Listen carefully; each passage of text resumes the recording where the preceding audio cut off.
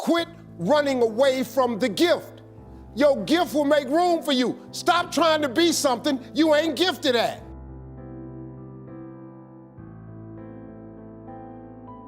Listen to me. All of you have this gift. Identify it. It's the thing that you do the absolute best with the least amount of effort. That's what you should be doing. You're wasting your time pursuing your passion. The Bible does not mention passion. It mentions your gift. What are you gifted at, and do that. Stop tripping. You can do that. If you fry chicken better than everybody you know, you ought to be somewhere frying chicken. People make millions of dollars frying chicken. Popeyes, Kentucky Fried Chicken, El Pollo Loco. All they doing is making chicken. They just found a way to do it. Somebody just started making chicken. You know the story of Marie Callender's? Do you know what this woman did, man? She worked for a diner, a greasy spoon diner that was going out of business. It was her only job. She was a single mother. It was her only job. She needed that job, but the diner was gonna close. So she went to the owner of the diner and said, let me bake one of my pies. People like my pies, and see if I can help you make a little money. He said, whatever, bring it in.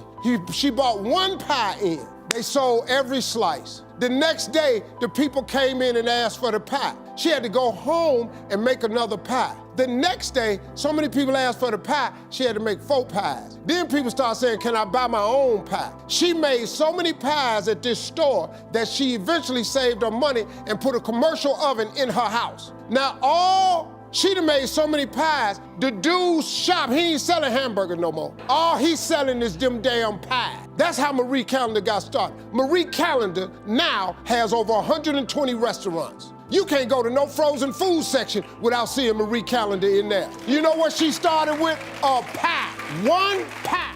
It's 2 people born in a hospital every day. It's a person that's born in a hospital that's gonna get a job, and somebody born in a hospital that's gonna give them a job. You get to decide which one you're gonna be. Let me tell you something. You get to decide if I'm gonna be rich, poor, mediocre, plentiful, happy, sad. You have a decision to make. Your mind. All right, here we go. This is the teaching moment. Let me give you this so you can get on with your 2019. You walk in the house, you pick up the remote control. Let me teach you how this works.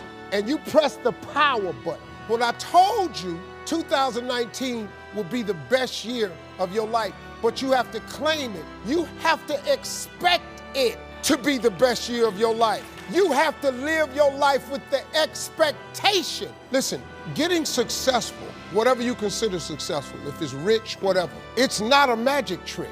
It's not picks certain people he'll make rich and certain people he don't. He gives all of us as his children the power of choice. You have a say-so in that. You can decide to be rich, and with God's help, it's highly doable. But you first have to think it. The difference between successful people and non-successful people is here. I'm no better than none of y'all. I'm not a better person than you. I'm not a better Christian than you. None of that. If you want to be successful, you have to change this. This has to change. Listen to me. It's not what makes it hard is your lack of belief that it can happen for you. The fact of it is, though, it's very doable. But you got to change, though. If you keep doing what you've been doing, you're going to keep getting what you've been getting. So if you're at a place in your life and you ain't happy with it, you have to change some things. But you have to make a conscientious decision that you're going to change. And it's not dependent on anybody else. It don't matter what your mama think. It don't matter what your coworkers think. It don't matter what your siblings think. It don't matter what your children think. It don't matter. Behind every moment of adversity in your life, 2 things will happen. There is a lesson and there is a blessing. Every moment of adversity has those 2 things that come with it. There's always a lesson and there's always a blessing. Pain always leaves a present. Every time you're in pain, it leaves a gift behind. So what happened was, after all of that happened, I got a call from a company called T-Mobile. The Super Bowl is a month after that. They brought me down to do a Super Bowl commercial. A Super Bowl commercial in the United States is the most highest watched program on television. These commercials are tens of millions of dollars. They will pay you millions of dollars to be in a Super Bowl commercial. They paid me so much money to be in a Super Bowl commercial, acting like I gave the wrong answer to the telephone company to reenact the Miss Universe theme.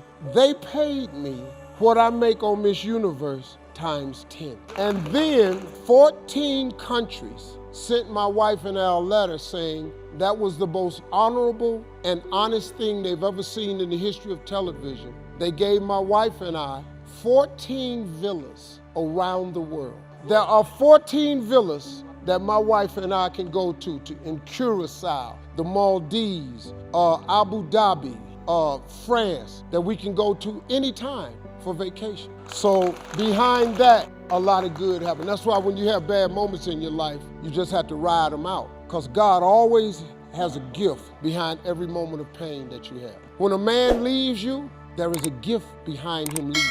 Sometimes the breakup is the blessing. See, sometimes you got to get rid of a man in order for God to give you the man that you really need. So sometimes losing a man is not a loss. You just have to hang in there. He might have something better for you. So every time something bad happens, you just have to wait on the lesson and the blessing. It always happens.